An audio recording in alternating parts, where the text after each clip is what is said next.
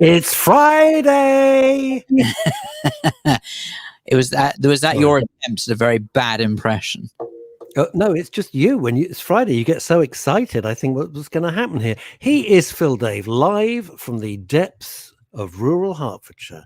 And I am literally what's left of Russ Kane and all this madness coming from you, South London. Massive. We're going to be joined later, and I'm totally excited. What's that? I didn't think you'd put on that much weight. Oh, we see massive. Sorry. I didn't put any weight on. As a matter of fact, I'm exactly the same weight as I was in February. So I was. Not 1 ounce, my young friend. That is because I do fitness with Gail Nichols Fitness twice a week. Plus, walk 2.5, 3 miles every day with the dog. Every day, without fail. I already had my long walk this morning. Paul Claridge, good morning from Croydon. Oh, you poor bastard. Somebody has to. Good morning, Paul. Hello, Paul. Are you up a ladder? Have you been beaten up yet? Because it's only just gone 12 noon, so quite late for the Eastern European drug gangs to have not given you a good pasting. Oh, quite. Yeah, I mean, what are they on? They on half time. They're a bit slow today. We're being joined later by one of my favorite people, and it's hello. Oh, theme tune. Oh, sorry. Theme tune. Hang on. Crazy name, crazy gal. Phantom. It's a brilliant name, that. Linda Dave. It's a good name. You should think of changing your name to Phil Dave. Sharon Beerman. Good morning from Sharon. Hello. How are you? Hope you're doing well. Morning from Mill Hill. I can't say, apart from having coffee with the Kane Coffee Collective every morning when we used to drop the kids off to school, I don't miss Mill Hill one little bit. I just don't. I'm not even comfortable there anymore. But I get it. Ruth Laurie Hopper. Hi from West Wales. Look you. Down in the valley, something stirred. She's always interesting. Most interesting posts from Ruth. I like it. Sharon Berman's posts. She doesn't take crap from anybody. Her posts are like, you want it? Come on and get it. Right? She's like hard as nails. And Ruth Laurie Hopper, always interesting stuff that she posts. Marcella Guglielmucci. Good morning from Abbots Langley. Good Lord. Oh, it's all happening today.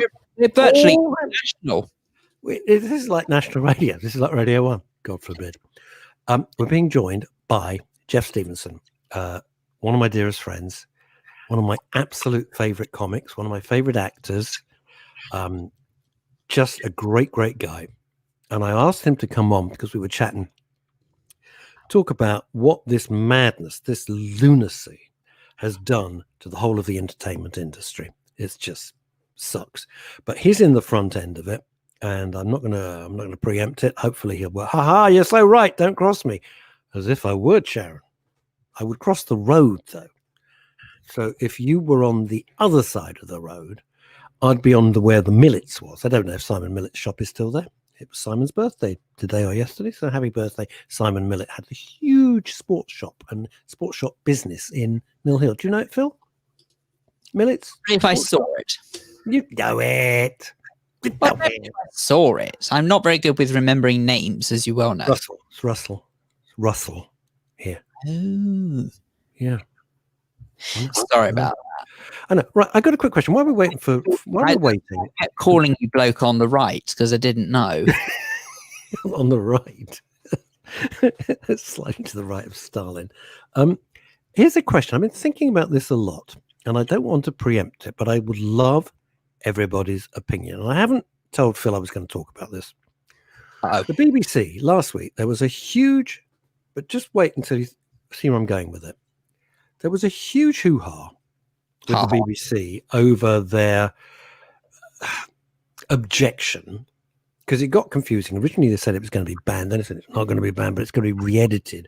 Fairy Tale of New York by the Pogues, which is one of the classic now Christmas songs, came out in 1980 something or other, right?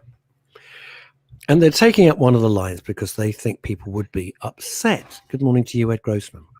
And my question to you is, would you be upset by that song? I'm not talking about whether you like the song or not. You know the line I'm talking about, right? You know the line.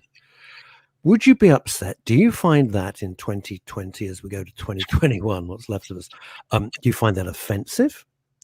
And your friends I've got lots, you can imagine, I've got loads of gay friends, I've got loads of gay relatives, and I love them dearly. My relatives who are gay and their partners, I absolutely adore them. They are such an important part of my family. My cousin Francine's watching, she'll get it. She knows. We love them. We love them dearly. But do you think your gay friends, your gay relatives, or you're gay yourself, would you be offended? Because I can only look at it from a middle-aged, white, heterosexual viewpoint. Me, couldn't give a monkeys. Doesn't bother me at all. And it's this whole thing, and Phil, I'll take your view first, whether it's people getting upset on other people's, because if the gay community turned around and my gay friends and relatives turned around and said, I really hate that, I find it offensive, I get it.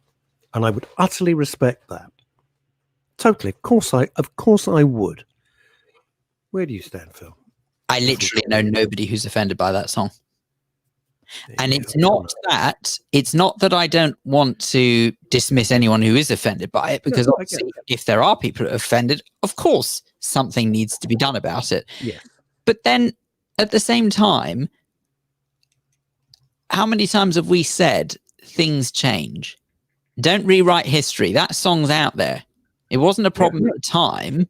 Shouldn't be a problem now. If you're going to go down that route, well, then you might as well ban Oliver's Army.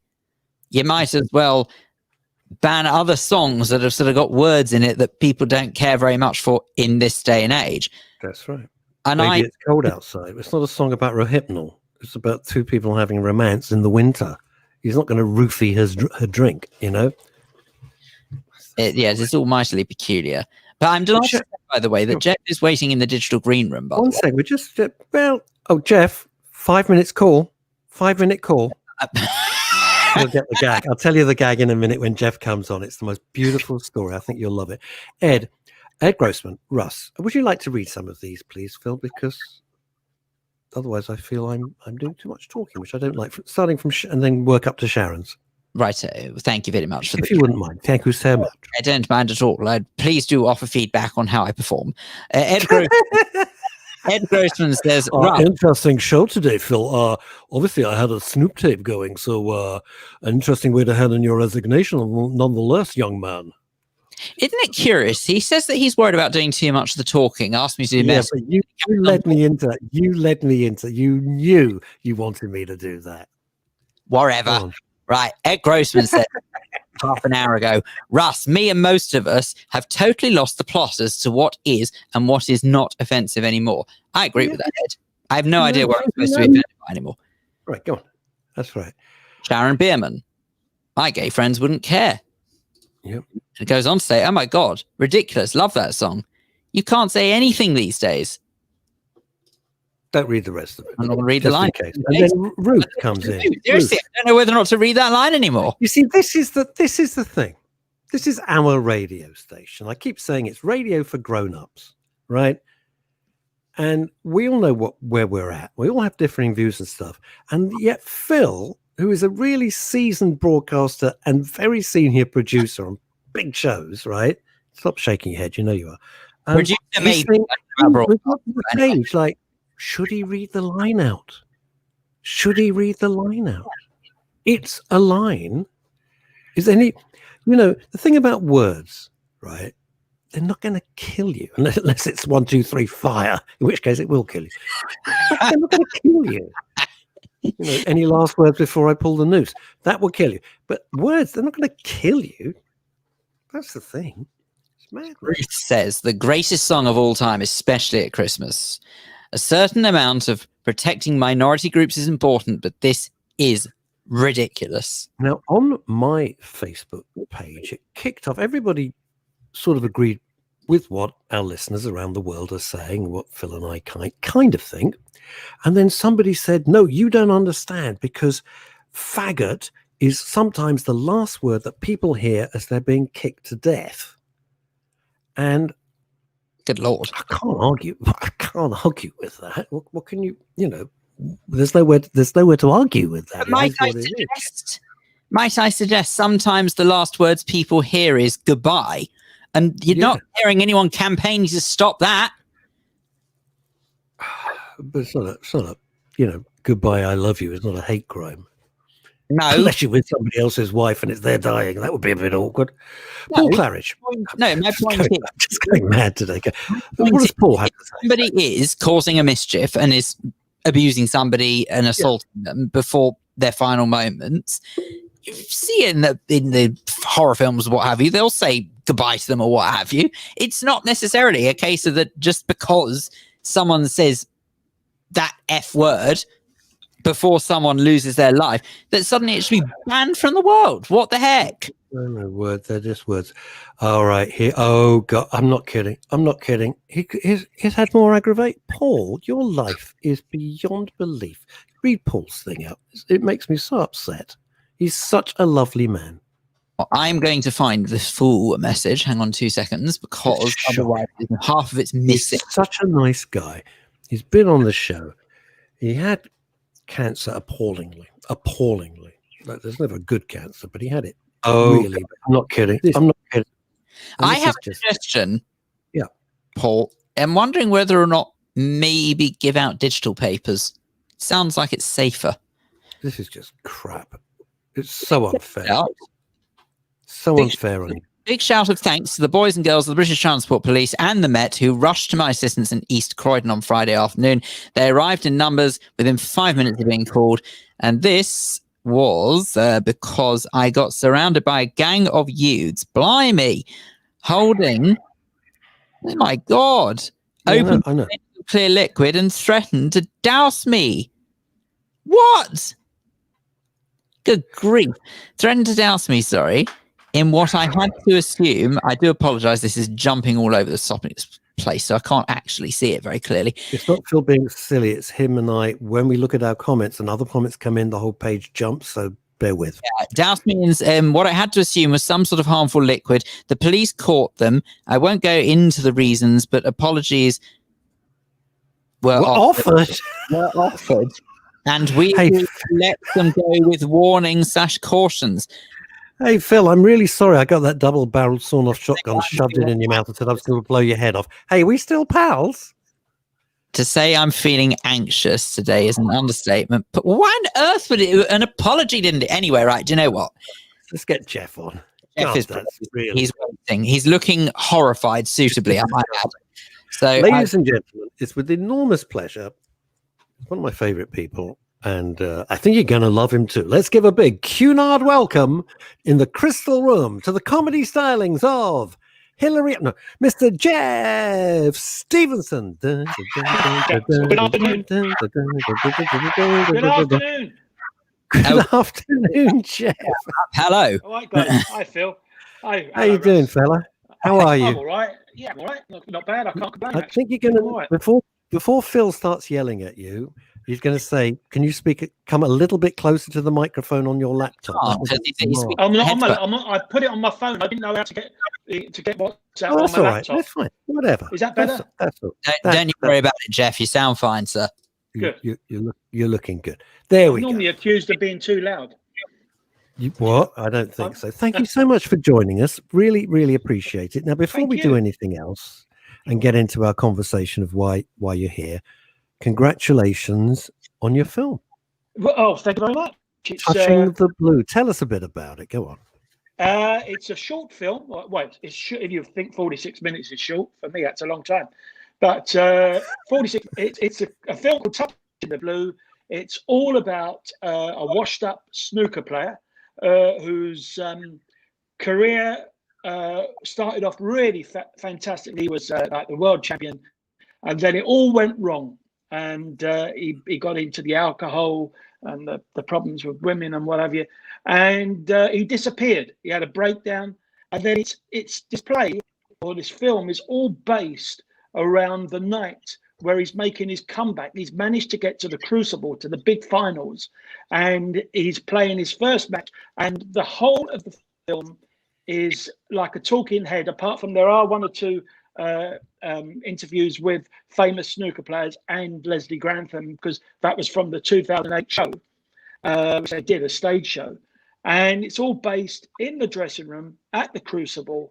and it's him just going into a mini breakdown, really. And it's you just see him going through the highs and lows.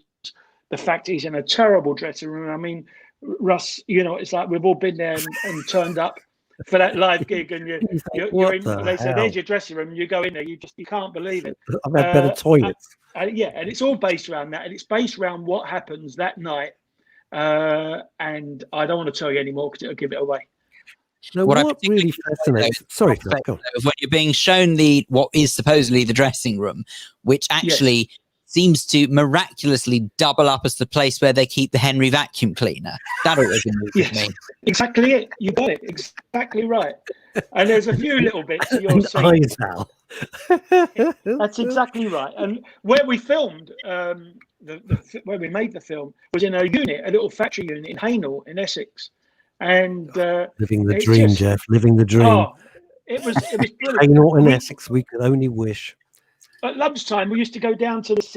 It was just after lockdown had finished, relaxed, and we used to go to this little sort of mobile burger place. And the guy said, "All right, lads, what are you doing?"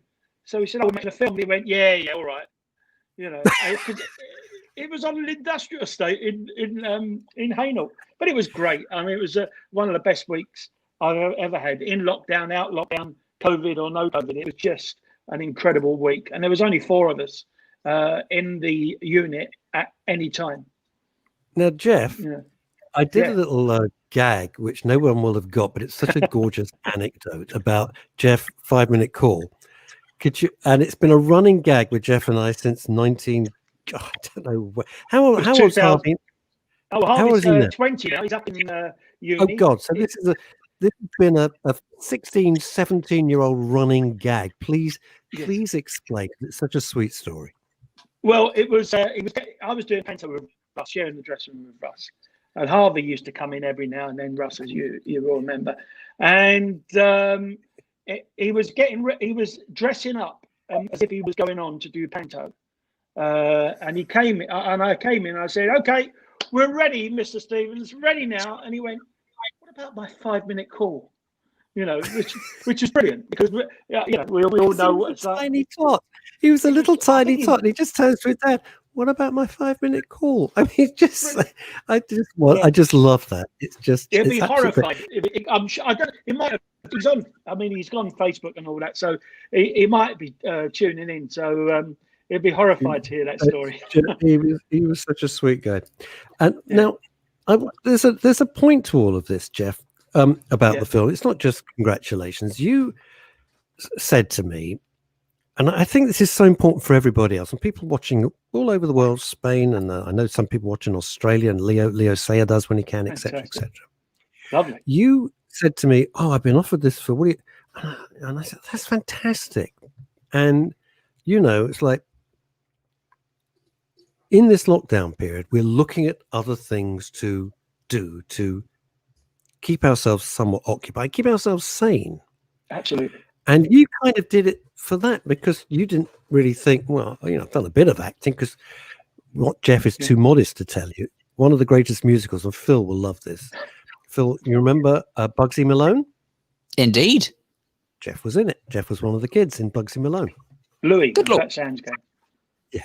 My goodness me. Oh, he was there.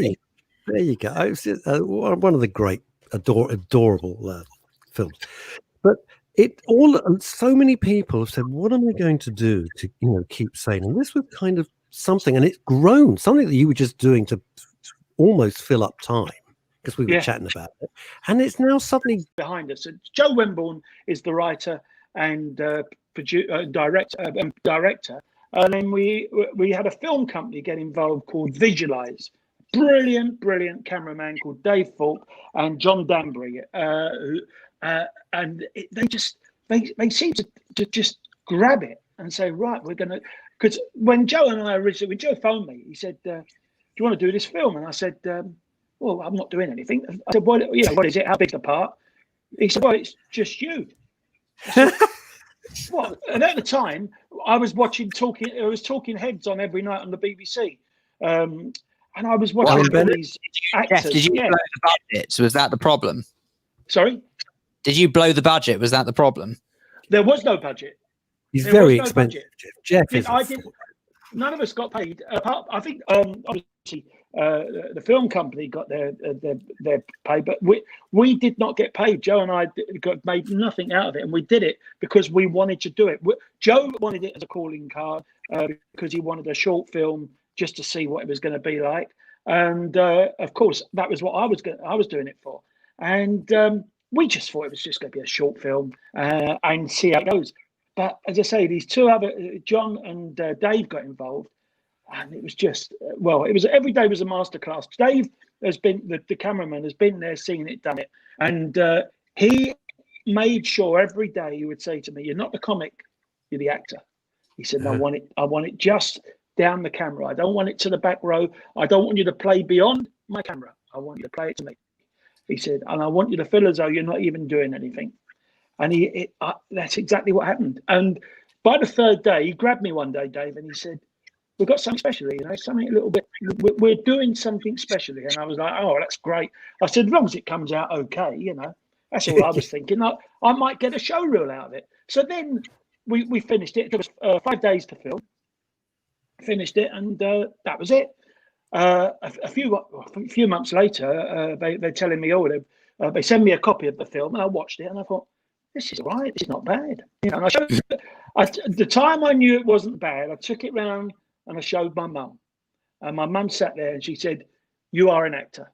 And I was like, I'll be honest with you, I started crying because all these years I've been a comic, and I've always wanted to be an actor. I've seen so many mates of mine go off and be great actors: Brian Connolly, Shane Ritchie, Gary Wilmot. I've seen them all go off, and I've always seen them do it. Bobby can do it as well when he wants, but Bobby Davo can as do it. well. Exactly.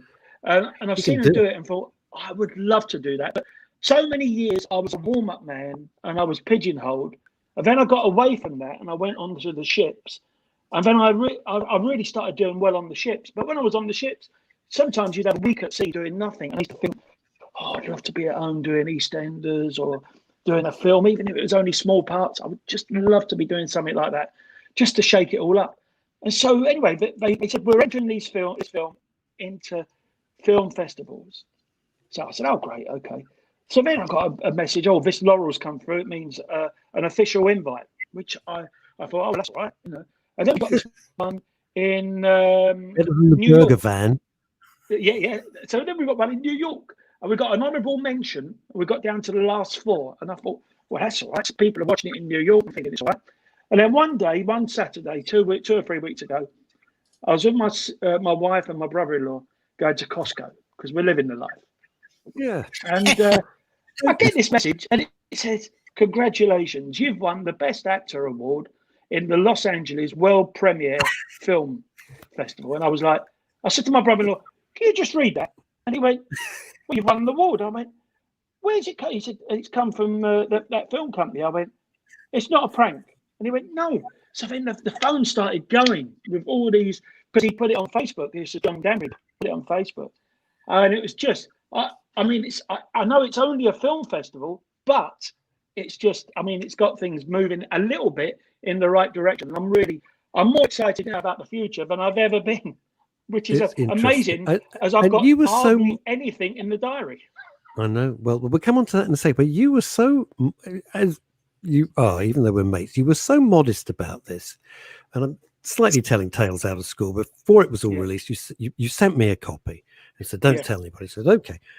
And you said, like, be honest. So I sat at my desk, as I do, and I watched this film, and I was like, bloody hell. And I think I've started messaging you, and you thought, I think initially I was just being polite, one mate to another. And I said, no, this is really, and by the end of it, which I won't give away, I'm like, oh my God.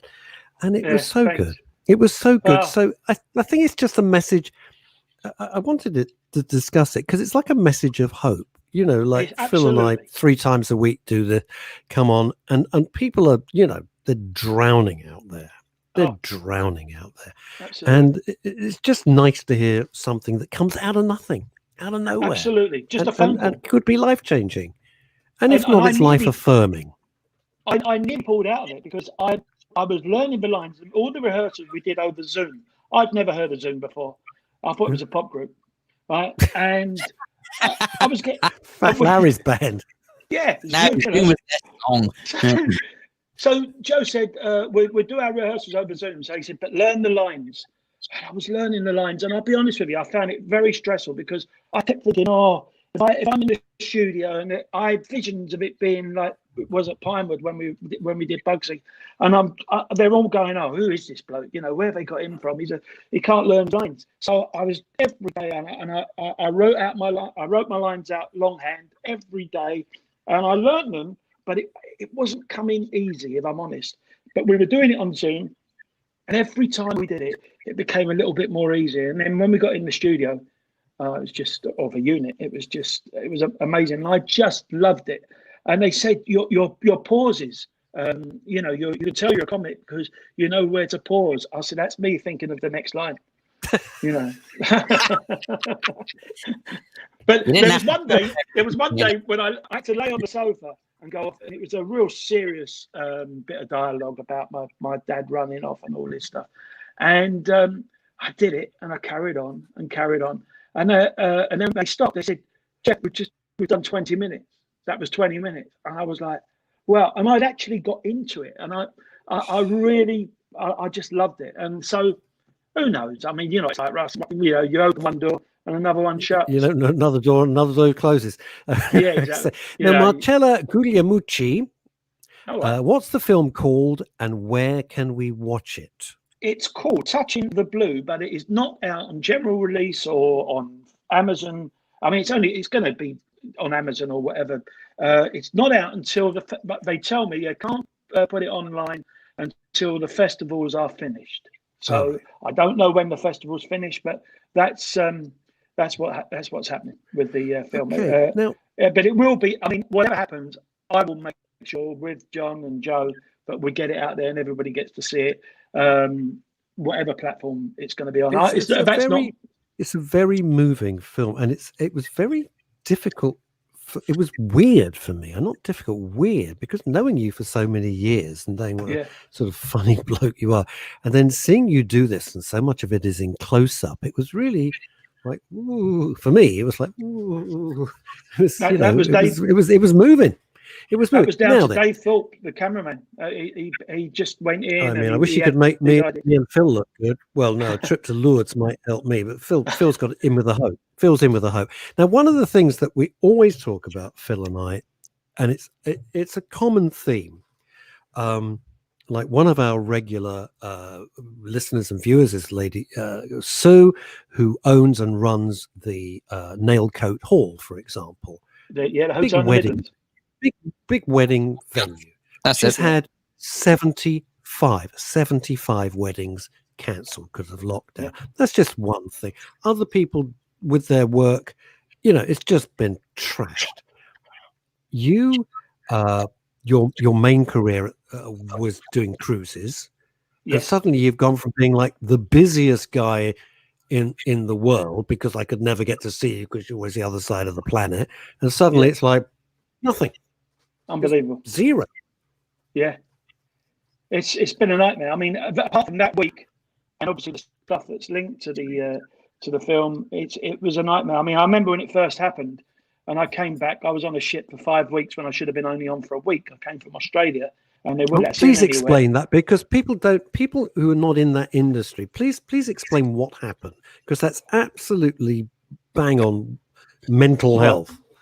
It's a very funny story. In one point, I, for years, had tried to get my loyalty card, the BA One World card, up to silver. And it was always a gag that I never quite made it, even though I was flying around the world, getting on and off planes. So anyway, my agent phoned, my cruise agent, and he said, P&O want you to join the Arcadia in Fremantle next week. And I said, what about this virus that's coming in from China? What, it's going all over. Will they not stop it? He went, well, they really want you to do it. I said, I'll tell you what, I'll do it if I could go business class. And they said, we'll ask. And they come back, they went, yeah, business class. I went on a One World airline. They went, yep, no problem. Now, this never happens. So I get this One World on Qatar Air. and I go business class. And my Ooh. as soon as I get there, it flashes on my phone. You are now silver. I thought that's fantastic. I've not flown since. I've not got on a plane since. That was in March. I have not got on a plane. I've not even got on a train since.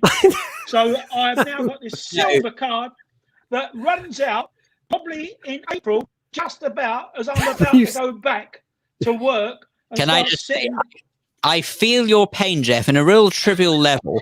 I decided that at the start of this year that I had taken enough advantage of sponging off of Russ's membership to a certain Soho whiskey club based, fun enough, in Soho. So I thought, well, the sensible thing to do and the decent thing to do would be sign up as a member. And I was umming and ahhing. I thought, do I, don't I? Yeah, I must do. I will do it anyway. So eventually I signed. I think I paid the subs in February. I decided I was going to do it. Paid the subs.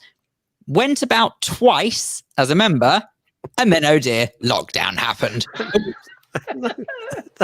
As far as I'm aware, that it will expire in January. How delightful. So there you go. I think a lot of them, I mean, I know the British Airways, they're going to expand it or extend it for a year, so it won't be too bad. But, you know, I'm seeing pictures. Anyway, so I get on the ship. You get on the ship, right? I get on the ship in Fremantle, Australia, right, with these wonderful entertainers. Georgina Jackson, who's a brilliant jazz musician and singer. We're doing a show next week, a live streaming show with the Ronnie Scott people, which is fantastic. Right. So, and then I got on with, and there was a comic who I worked with many years ago when I was doing the warm-ups, and he was on telly, called David Copperfield, not the magician, David Copperfield. Take Three, David Copperfield with Tracy. Three of a kind. Three of a kind. That was it. Yeah. So we get on there. And we're all talking, and we're all saying, right, you know, where are we going? So I said, well, I'm getting off in Sri Lanka in a week. I'm getting off, and I've got to fly to another ship. I'm flying to the Azores to pick up the Cunard Queen Victoria to bring it back to Southampton. We talk like we're pilots, but we're not. We're comedians. You know, we're going to bring that ship back. We're taking that ship out. So different world. So anyway, I get on the ship, and they said, well, there's rumours we're not going to Sri Lanka because of the virus. Oh, right, okay. Well, where are we going to go? I reckon we might be going to Muscat. I said, right. Anyway, next day the captain comes on and he says, we're not going to Sri Lanka because the pandemic that's starting to go around the world. So we're going to Muscat. We're heading to Muscat. And I thought, so my agent said, don't worry, you get off in Muscat, fly to the Azores to pick up your next ship. Okay. So we're heading towards Muscat.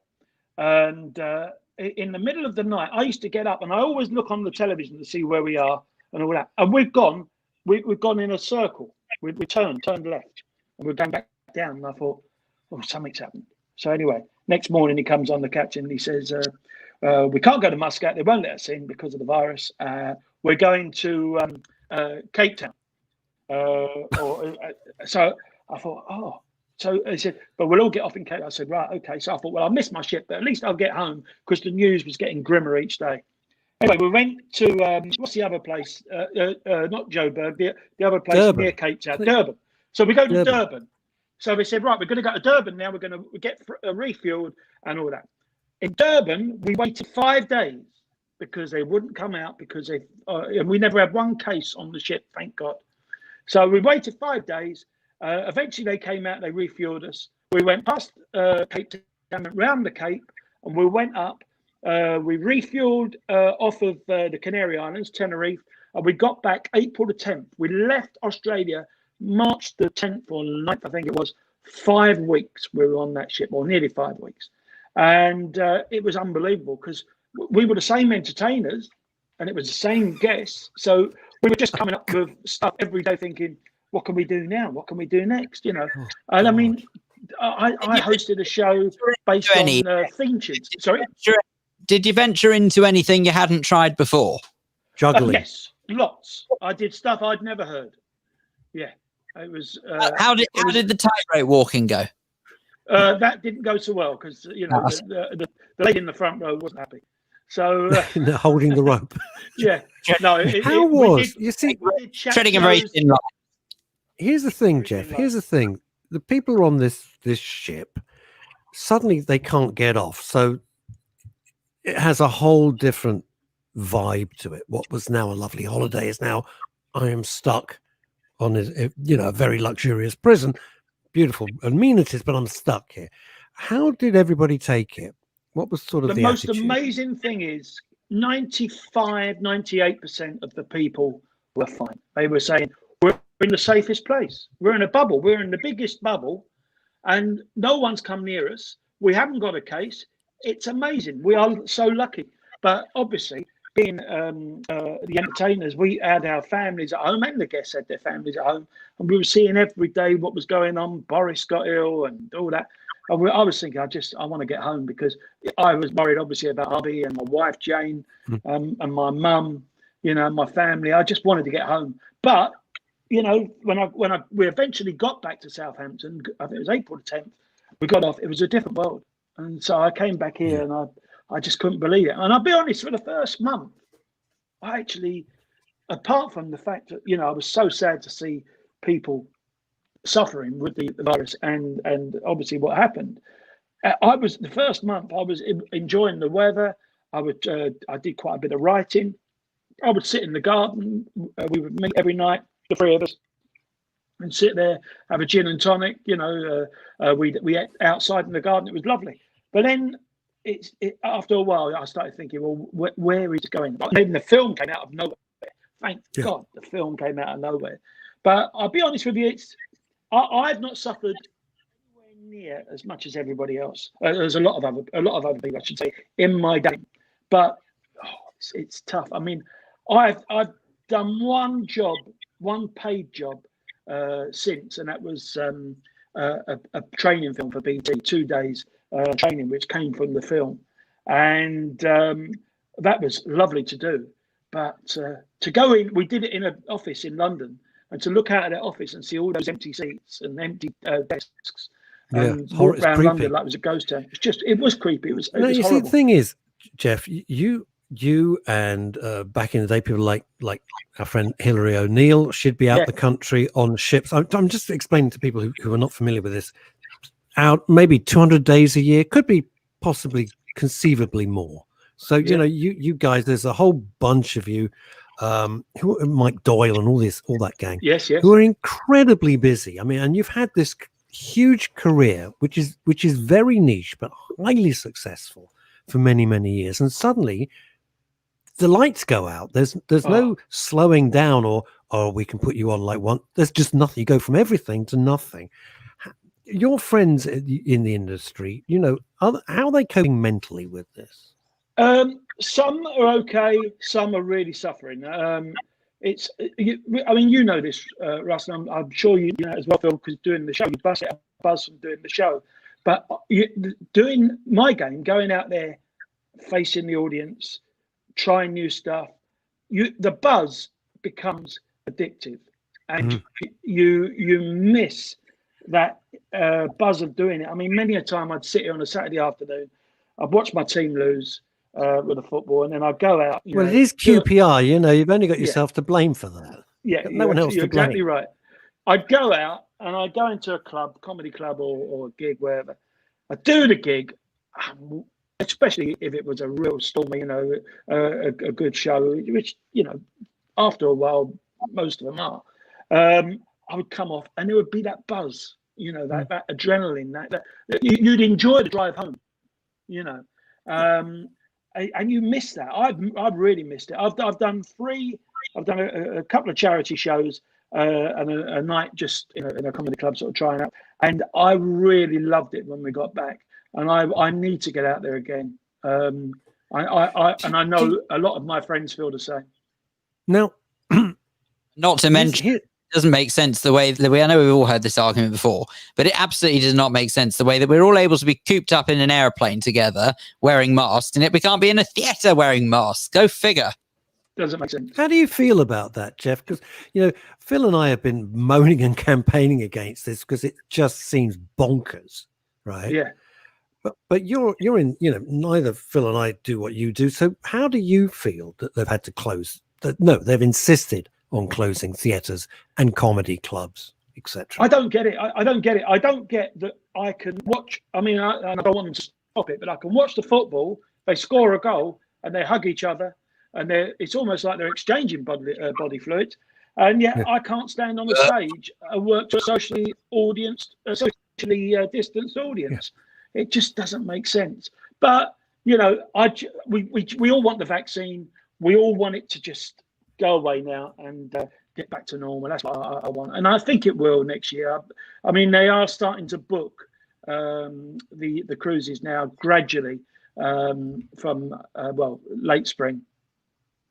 It's interesting. There's a brilliant drummer you may or may not know called Pete Cater, one of the best drummers. Pete Cater is one of the best drummers in the country. Very, very, very busy guy. And he posted the other day, he said, "Oh, good news, I've just been cancelled for 2021 June." He said, he couldn't make it up. Yeah. He couldn't make it up. Well, I mean, the cancellations that were coming through for me were unbelievable. It was like, 2 or 3 cancellations a day for next year, and for the, but to suddenly get a cruise come in was like, wow, that's great. We're back. So when, because it's very indicative of how everybody else's life is going to go if they feel safe enough to do a cruise. When's that for? I'm actually, my next cruise, if all goes well, is a crossing on the Queen Mary 2 in May, and then I go back on the lovely Arcadia, which was the one with the epic crossing or round world trip. I go back on that, I think, May the 22nd. But there's going to be a different way of pre-COVID. We would get on, say, in Civitavecchia, which is the port for Rome, and 2 days later you might get off in Genoa, and you've done your show. So then you go to another ship. But now it's going to be a different ball game. I think they'll be getting on, which I'm getting on in Southampton, and I'm on for 18 days, and then I'll come back to Southampton. How long that goes on like that, who knows? But if anyone will sort it out, the cruise companies will, because they are absolutely, they're ready to get back. They're trying everything. I know they're doing a few test cruises out of the States. There's a friend of mine, Steve Rawlins, who's on a ship, a Royal Caribbean ship, and they're waiting to start in Singapore in a few days' time. And might I just, if any one of these cruise companies are watching, I'm more than happy to be a test passenger in these second. I will volunteer my services. And Phil, it doesn't just stop there, because you are such a generous-hearted person. You are willing, and I'm speaking on your behalf for once, to be the test drinker for single malts at the bars. Oh, totally. On the boat. I want to make sure that they're all in perfect order. In the ships, sorry. We never call them boats. Why do you not call them boats? You don't call them a boat. It's a ship, love. You never call it. You can call them a ship act, but when people call me a boat comic or a boat on the boats, you always get, and captains will always correct you. It's a ship. It's not a boat. I think a ship carries a boat, but a boat can't carry a ship. Okay. Telling you, Phil, you're told. I think people, if you haven't been on a cruise, a lot of people, Marcella Guglielmucci, she's coming with you, Phil. I think you've pulled, and she's going to be doing the gin. So I think they're safe on all the bars. The theatres that you and all the ship entertainers, I think some people have got in their mind it's like the Isle of Wight ferry. But if you've never been on a Simon cruise, Cowell has. Yeah. Well, that's a whole different matter. He just doesn't get it at all. Just ask the Jive Aces. What? We're talking huge theatres, aren't we? I mean, these are on big. The big ships. Yeah, on the big ships. On the smaller ones, I do quite a few of the smaller ones, like Seabourn and Crystal and Regent. They're smaller showrooms, obviously because the ships are smaller, but they are fantastic rooms to work. It's like working in Vegas. The room on the Queen Mary 2, which is one of my favourite, it's like a Vegas showroom. Even though it's not as big as some of the really big ships, it's just a fantastic room to play. So what sort of audience numbers can see in these? Because people don't get it. 900 to 1,000. Some are even more, 1,200. Yeah. It depends on the size of the ship. They're big packed. theatres. and they're mostly absolutely Pat. Absolutely, yeah. Absolutely, because it's a big part of your enjoyment of the cruise. I think Seeing so. the entertainment. Yeah, It's a I think lovely so. thing. It's not just that it's free. It's always, I think, what people don't get, and I know, Jeff, this is always a bugbear for you and so many others. They think it's somehow second rate, don't they? They think, oh, it's just, you see these people, they are brilliant. They're jaw-droppingly. You think, why aren't they on TV? Why aren't they, because they're that good. And I feel very passionate. I'm very passionate about that. I hate that snobbishness. If you're on TV, you must be great. No, so much on TV, you're absolutely useless. In fact, on the contrary, I think it's a prerequisite to be garbage before you get on television, frankly, half the time now. Oh, it's extraordinary. But what is it they say? They say now, some of the entertainers are saying it used to be where the public would watch the entertainers, and now the entertainers are at home watching the public. So true. Now another theme that Phil and I deal with. Are you all right for time, by the way? I'm being a bit absolutely, greedy. yeah. Oh, great. Okay. My next gig's one November. of the things that Phil and I deal with a lot. Next year. I know. Where am I going? Look at my diary. I get snowblind.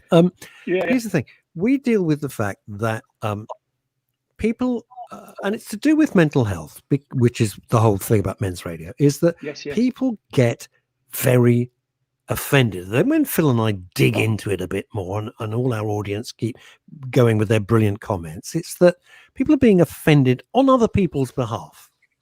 Whereas the people now with a comic, being a comic, you write all your own material. How much of it have you? So I do jokes as well. Yeah. Right, but how much of it have you had to change? Have you noticed a shift? Do people take offense? Where is it? You have to just be very careful now. I mean, it's no matter what.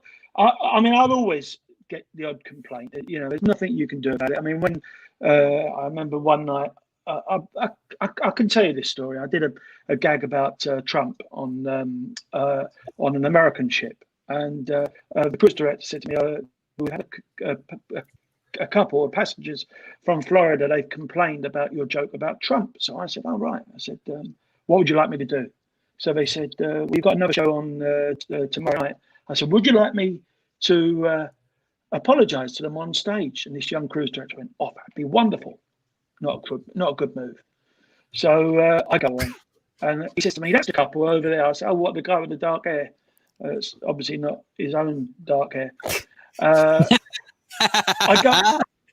go on, and I said the audience had been fantastic for the show I did a few nights before, and it was mostly Americans. And I said, "Look, I said, before we get on, I said I want to address this situation." I said, "I've had a complaint about the jokes I did about President Trump." I said, "And I really apologize." I said, "Apparently," I said, "this couple," I said, and I'm not pointing them out, and I did point them out. I said, "We're offended. I did a joke about President Trump." I said, "Now we're talking about a man who offends the world." I said, "Yet I'm not allowed to do a joke about his hair." It was a joke about his hair. So I said, "Anyway, that's out of the way. I really apologize to the couple," right? And got a round of applause. Anyway, I'm walking out of the theatre that night, and this couple come up to me and said, "We're the people that complained." I said, "Yeah, I know." They said, "Well, we were offended." I said, "Why?" They said, "Well, President Trump, he's a wonderful man." I said, "Well, that's fair enough." I said, "But I'm a comedian." I said, "They do jokes on the late night shows in the States about him, Saturday Night Live." And she said, "Yeah, but we don't wish to be offended." I said, "Well, that's up to you." I said, "I'm really sorry." So she said, "My husband, however, loved the joke about the Australians." Well, surely that's offensive.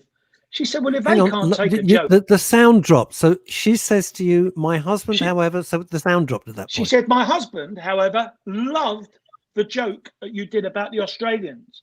So I said, "Well, surely that's offensive to the Australians." She said, "Well, if they can't take a joke, they shouldn't be here." So I went, "Wow." I said, "Okay." And I went and told the cruise director, and he laughed. He really laughed. I mean, it was just, so it just showed you've got to be careful. but you're always going to offend someone if you're a comic, always. But you Now, just have to talking make of sure. talking of people getting offensive, Is if you're going to always offend somebody, it means that someone's listening. So that's a good thing. Yes. Yeah. Well, Now, you, talking as of long as you don't offending set people- out to offend someone. now you have You know? offended Ed Grossman, one of Right. our regular listeners and viewers, because your clock's wrong. It's driving Oh, the him clock. mad. I've got to have a word about that. Yeah, I forgot it was even there. I've got a casting this afternoon, a self-tape, so I better take that down. Yes. Yeah, it's been driving Ed mad for the last sort of hour. He's very. hang on, Ed.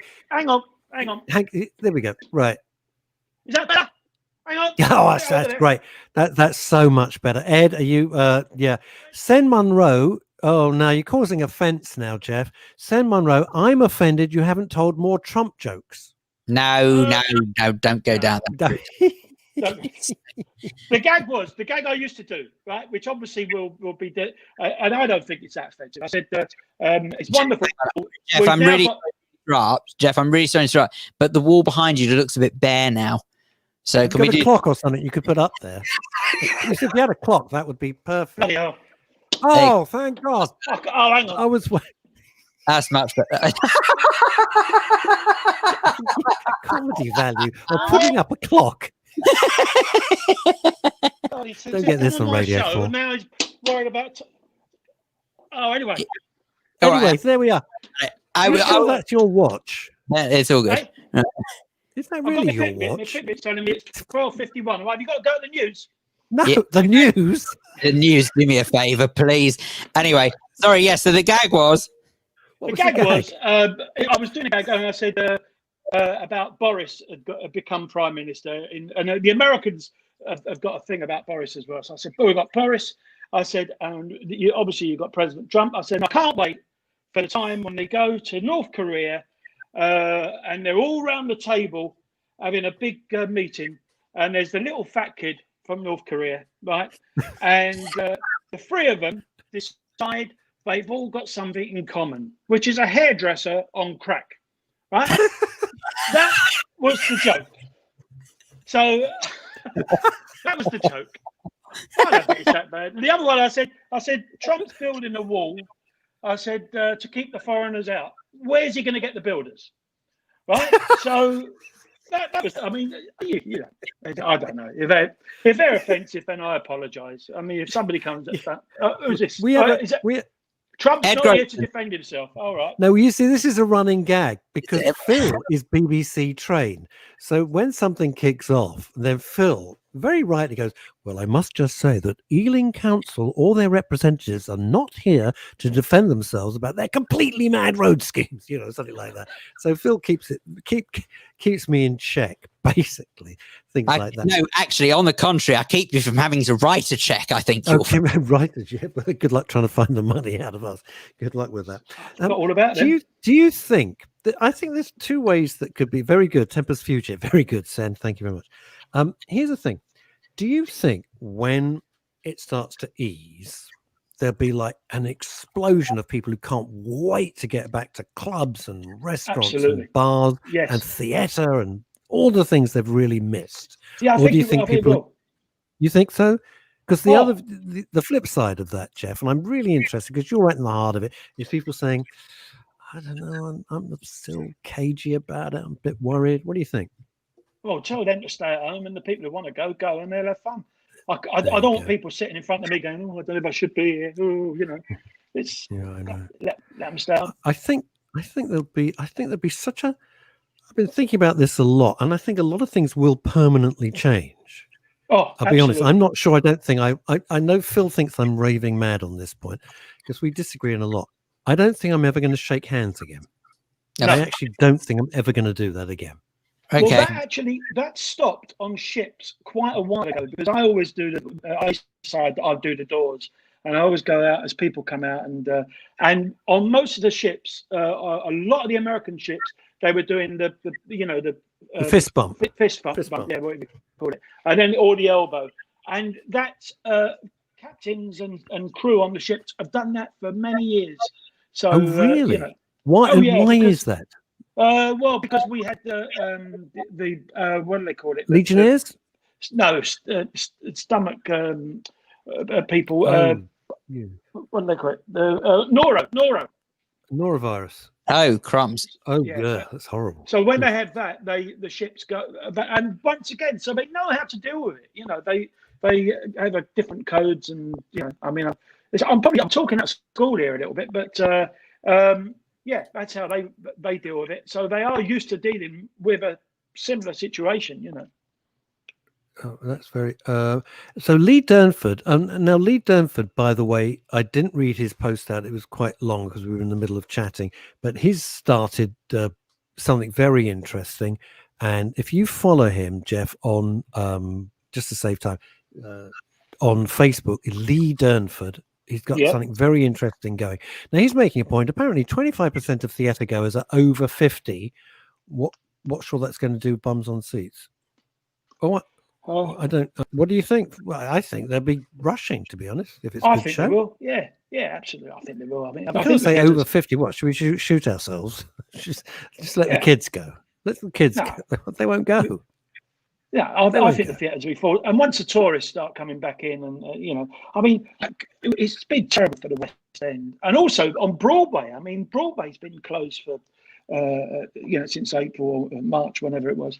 It's terrible. I feel so sorry for it. And, these actors and actresses and singers and dancers, everybody has to do with the business. The thing is, a lot of people put the emphasis, quite rightly, they put the emphasis on the actors, the actresses and all of that, the performers. But actually, they don't talk about the theatre staff as well. Those who actually sort of people backstage, and those, of course, who sort of show people to their seat and offer them refreshments and stuff. And the wardrobe mistresses, all the costumiers, it's huge. Yeah, it's a nightmare. It's huge. I'm wondering if it might be, and the more I think about this, it could be. I mean, you never know. But it'd be like the kind of the Roaring '20s. It would be fantastic if everyone just said, "Oh, sod this. Let's just, have a damn good time." I know what I have learned is I can live on a lot less, spending. I don't think I've had cash in my pocket for months. I haven't had cash since March. No, not a pound. Well, they're a pound, not a fiver. When I took you to that exclusive luncheon club, Russ. And, please, just rounding up. So Jeff says, "Let's have coffee." I said, "Okay, I mean, we'll have." I said about lunch. I said, "Don't worry about it. I just want to see you. Let's just have a cup of coffee and a sandwich." He said, "I know the very place. Please explain." I know we're running up to the end of the show, but it was so delightfully weird. Yeah, fantastic club. The place. What's it called? The CAA. It's a wonderful club where entertainers go in the West End, and it's like a little social club for. It's called a club for actors and acts, and it is, as you know, Russ, very reasonably priced, and it's a wonderful club. I thought it was 1955. I know. Unbelievable. Phil, this is so up your street. They have a concert on Monday when it's all up and running again, and it's just the most fantastic shows. It's great. It's lovely. The funniest thing, and then we've got to let you go, but the funniest thing was, right, you're sitting down and you're just having coffee and a sandwich, right? Nobody walks into the room. Everybody makes an entrance. Yeah, this is what it's like. This is what it's like. They come in, Phil, this is honestly what it was like. They come in, they go. Every single person. Everybody takes the applause. And then you hello. It was so fun. It was hilarious. And every lady, and they were all of a certain age, to be very polite. Let's just say, Phil, your mum is a teenager in comparison. And she's dolled up like she's going to a wedding. And you're having like a Diet Coke. But the makeup is perfect. The hair, it was just brilliant. Thank you so much. Jeff, we're going to have to go. Bless you very much. Thank you. Thanks, Phil. Thanks, Russ. So much. Good luck with everything. We'll get you back on. Absolutely. It's an honour coming on. Thank you very much. Keep doing the great work. Thanks a lot. You take care. And love to the family, by the way. And to yours. Thank you very much. 5-minute call. Well, there you can 5-minute call. You got a 5-second call. You're joking, anyway. Well, I hope you enjoyed that and just get a little bit of what it's like in the sharp end of the entertainment industry, trying to deal with all this craziness. Terrific. See you on Wednesday at midday. Bye.